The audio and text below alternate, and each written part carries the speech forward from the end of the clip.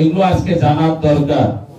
চৈতন্য চরিতামৃতে উনি বললেন উল্লুক, উল্লুক বললেন শব্দটা উল্লুক হবে না দাদা, ওটা হবে উলুক।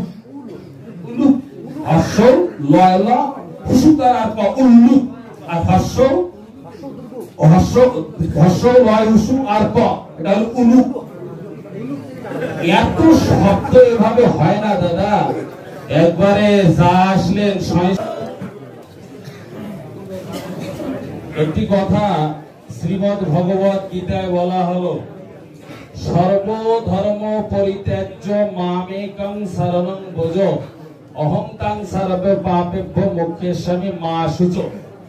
এই যে সর্বধর্ম পরিত্যাজ্য বলতে আপনি বুঝলেন বর্ণাশ্রম ধর্মকে বাদ দিতে হবে। এটা কেন দেখেন, আমি কিন্তু কটূক্তি করতেছি না, একটু ঠান্ডা মাথায় আপনাদেরকেও বলার বোঝার চেষ্টা করে। ধর্ম কাকে বলে? পিতাকে পুত্র প্রণাম করবে, এটা সন্তানের ধর্ম না? ধর্ম তো। বড়কে ভক্তি প্রণাম দেবে, ওটাও তো ধর্ম। সত্য কথা বলতে হবে, ওটাও তো ধর্ম। স্ত্রী স্বামীকে প্রণাম দিবে, ওটাও তো ধর্ম। শিষ্য গুরুকে প্রণাম করবে, সেটাও তো ধর্ম। এই শ্লোকের মধ্যে কোথাও শ্লোকটা সংস্কৃতির মধ্যে বর্ণ শব্দ নেই। হায় রে কি কলিযুগের অবস্থা!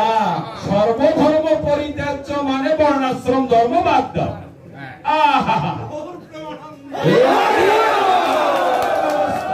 শ্লোকের মধ্যে বলা হলো কৃষ্ণ উবাচ, যে কথা কৃষ্ণ গোবিন্দ আমার বাসুদেব বললেন না, সেই কথা আপনি কৃষ্ণের মুখে বসিয়ে দিচ্ছেন। কৃষ্ণ বললেন সর্বধর্ম পরিত্যাজ্য, এর মানে বর্ণাশ্রম ধর্ম আপনি বাদ দিয়ে দেন। আর একটা কথা, ভক্তরা সেবা করবে, খুব ভালো কথা। শুরু থেকে যদি এটা আমরা জানতে পারতাম, আপনারা শ্রাদ্ধ মানেন না, পিণ্ড মানেন না, বর্ণ মানেন না, অসজ মানেন না, একবারে কথা বললে এতগুলা লোক কেন ঘর দুয়ার ছাড়িয়ে আসলো? আমরাই বা কেন এত গাড়ি ঘোড়া করিয়া বইটই নিয়ে আসলাম? বিচারকে বা কেন বসলো? আমরা সেবা করবো, ভালো সেবা মানে খালি গোবিন্দকে নিয়ে কান্নাকাটি করে সবাই পদরেণু নিয়ে আমরা গুপি ভজন করব। থাকবো গৃহস্থ আশ্রমে, থাকবে আমার ব্যাংক ব্যালেন্স, থাকবে আমার স্বামী স্ত্রী, থাকবে আমার মধ্যে কাপড়, থাকবে আমার মধ্যে দাপট্য, আর মুখে মুখে বলে দেবো আমি বৈষ্ণব শিরোমণি পদরেণু হয়ে যাব। আচ্ছা, এবার কথা হলো যে আমরা সত্যতে তা দাপড় নিয়ে পড়িয়াছি, কলিতে কি ঘটনা? আমি মহাপ্রভুকে প্রণাম রেখে এ কথা বলতেছি। সেদিনকার 400 বছর আগে মহাপ্রভুর পার্শ্বদ গোবিন্দ ঘোষের শ্রাদ্ধটা স্বয়ং ভগবান 31 দিনে করলো। আমরা কোথায় গৌরাঙ্গ মহাপ্রভুকে বাদ দিলাম? আপনারা তো গৌরাঙ্গ মহাপ্রভুকে মানতেছেন না। গৌরাঙ্গ মহাপ্রভু স্বয়ং তার বাবা শ্রাদ্ধ করলো। চৈতন্য মঙ্গলে লেখা আছে, বেদবিধি মতে যে ছিল উচিত করিল বাপের কর্ম কুটুম্ব বিষ্ঠিত, পিতৃভক্ত প্রভু তবে পিতৃযজ্ঞ করিল, ক্রমে ক্রমে যথাবিধি ব্রাহ্মণে দিল, তোয়াদারণ্য ভজন দ্রব্য আদি যত ব্রাহ্মণের দিলে প্রভু পিতৃভগত। কে এটা? বলে গৌরাঙ্গ মহাপ্রভু।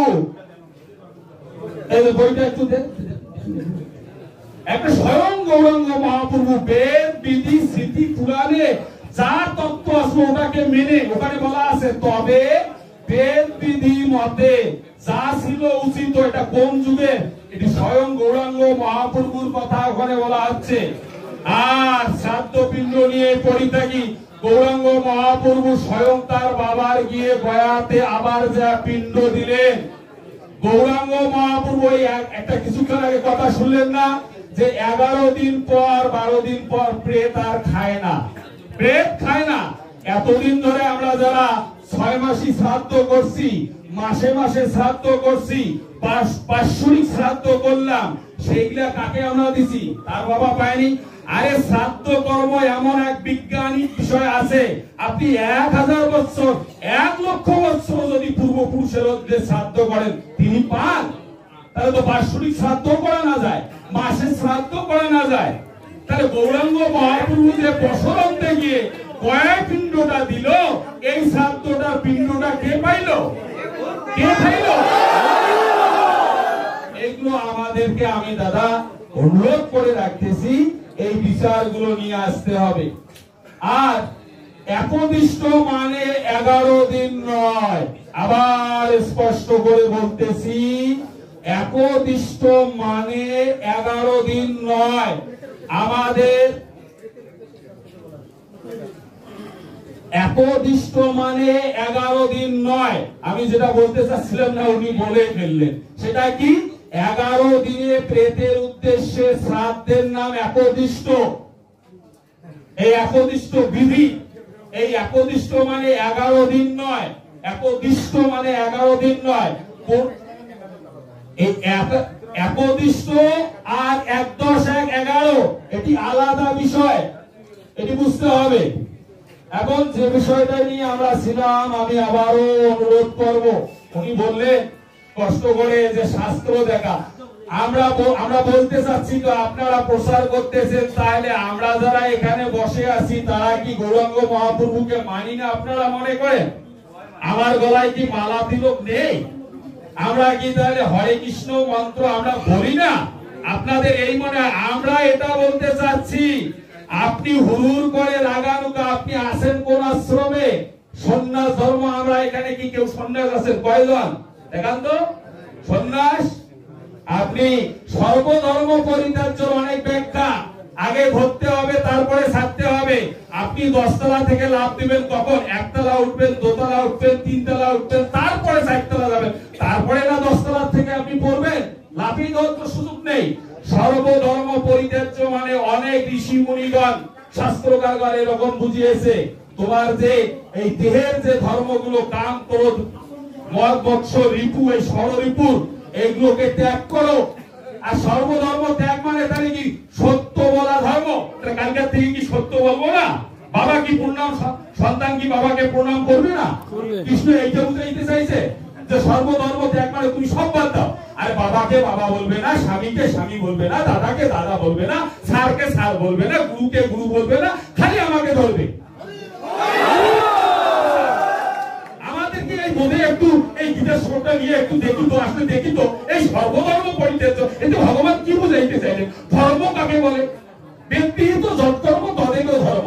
এখানে বারবার শাস্ত্রে বলা আছে, বেদবিহিত যৎকর্ম তদেব ধর্ম উচ্যতে। আর না জড়েচ্ছস্তু বেদাক্তম স্বয়ং অজ্ঞ অচিতীন্দ্র বিকর্মণা হিয়া ধর্মস্য মৃত্যুর উপায়সতি। ভাগবত 11তম স্কন্ধ 3য় অধ্যায় 45 নং শ্লোক। শাস্ত্র আদি অনুরোধ রাখবো। এরপরেও আমি আবারও অনুরোধ রাখবো, এখানে অনেক আমার সিনিয়র পার্সন আছেন, বয়স্ক বড় আছেন, আমরা একদিন এখান থেকে চলে যাব। দাদারা বারবার বলতেছিল আমরা সনাতন ধর্মের অবলম্বী লোক। আমি অনুরোধ রাখবো, এরপরে সনাতন ধর্মের আমাদের যারা ছোট ভাই আছো বা সন্তান আছে, অনুরোধ একটাই, কোনদিন যদি এরকম পক্ষ বিপক্ষ নিয়ে আলোচনা করতে হয়, আমি অনুরোধ রাখবো শাস্ত্র জ্ঞানটা একটু মাথায় রাখতে হবে। এমনটা যেন না হয় আমরা এসে বলি না যে ভগবান এসে বেদকে বাদ দিয়ে দিছে।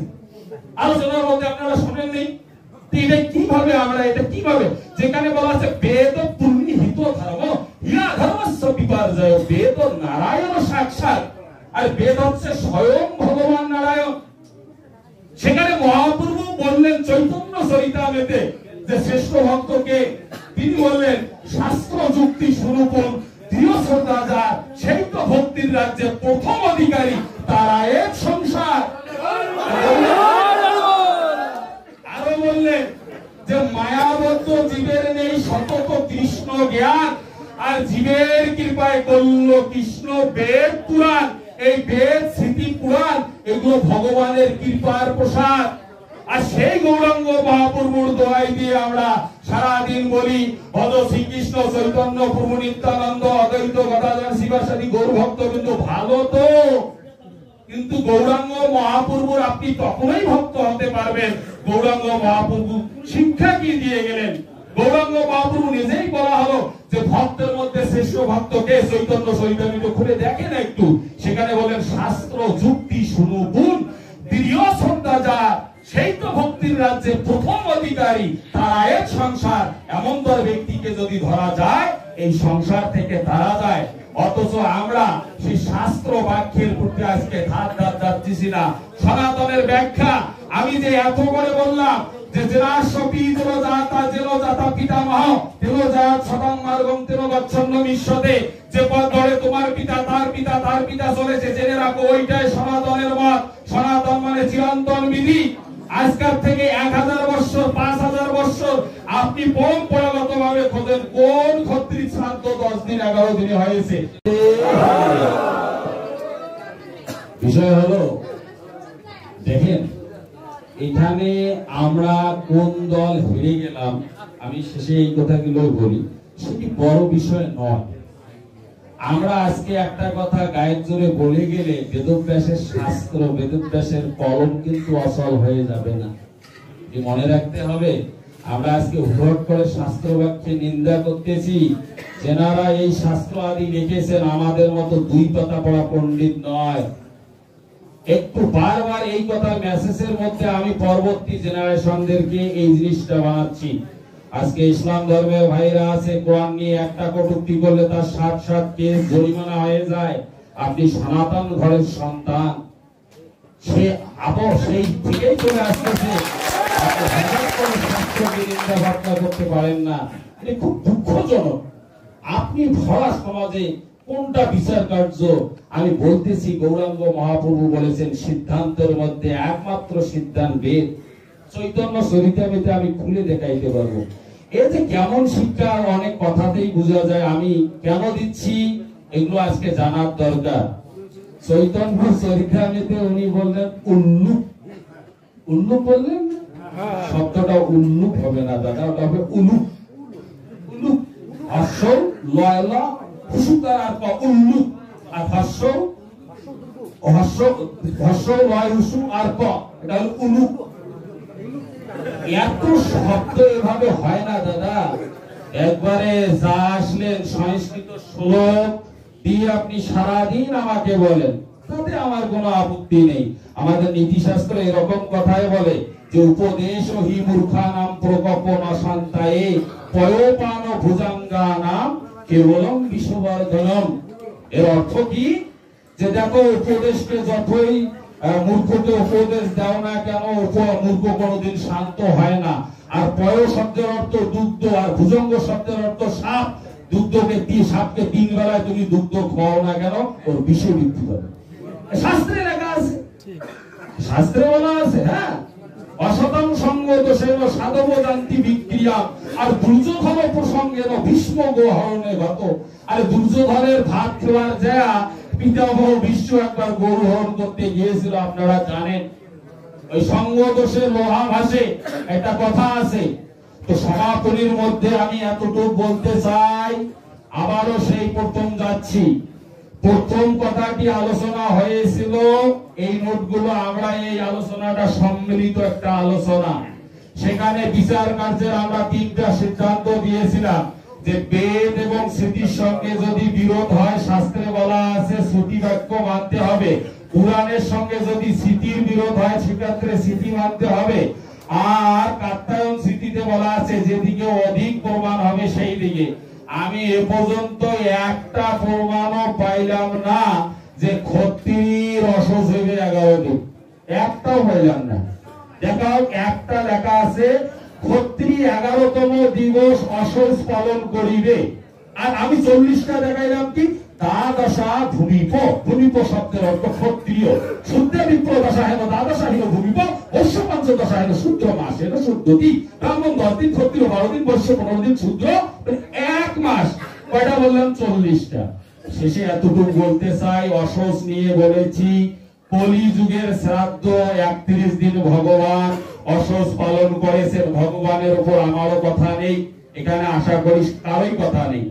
সেখানে দ্বাদশ মহাজনের অন্যতম মহাজন পিতামহ ভীষ্ম, সেই ভীষ্ম পর্যন্ত মাতৃর পাণ্ডু শ্রাদ্ধ 13 দিনে করেছেন, 12 দিন অসহ্য পালন করেছেন। গরুর পুরাণে উত্তরখণ্ডে 13 দিনের শ্রাদ্ধের কথা আছে। আর এভাবে করে মোট আমরা শ্রাদ্ধ অসহ্য মিলে 40টা এই শাস্ত্রের কোট বিচার।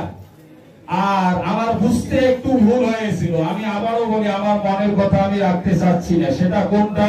যদি আগে আমি জানতে পারতাম যে আলোচনা হবে অসহজ নিয়ে, কিন্তু কথা হবে সর্বধর্ম পরিত্যাজ্য মামেকং শরণং ভজ।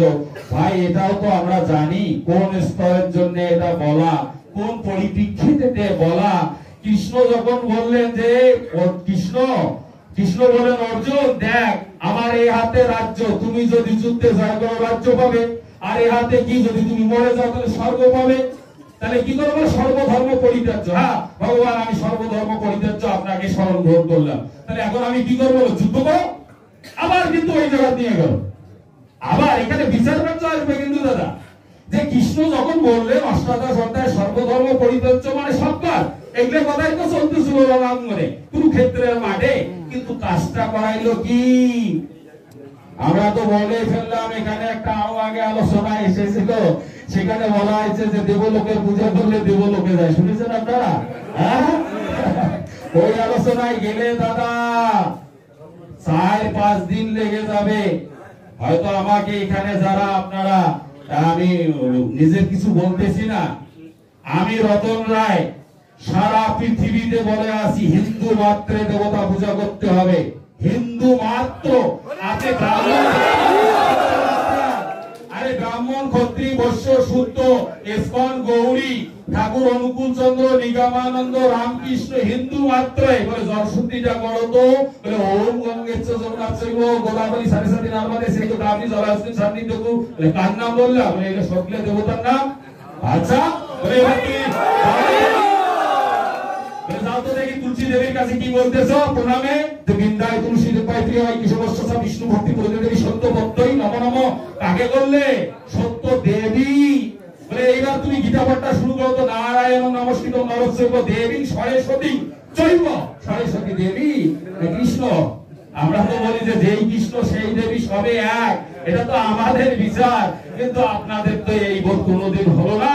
এখন সমস্ত দেবতা এই যে সনাতনী ধর্মীরা আজকে মায়ের পূজা করলেন, যেখানে কৃষ্ণ স্বয়ং দাঁড়িয়ে রণক্ষেত্রে রথে চড়ার পূর্ব মুহূর্তে অর্জুনকে নির্দেশ করছিলেন সুচির মুক্তা মহাবাহ সংগ্রাম অভিমুখে স্থিতা পরাজয়া শত্রুনাম দুর্গা স্তত্র মুদিরয়ে।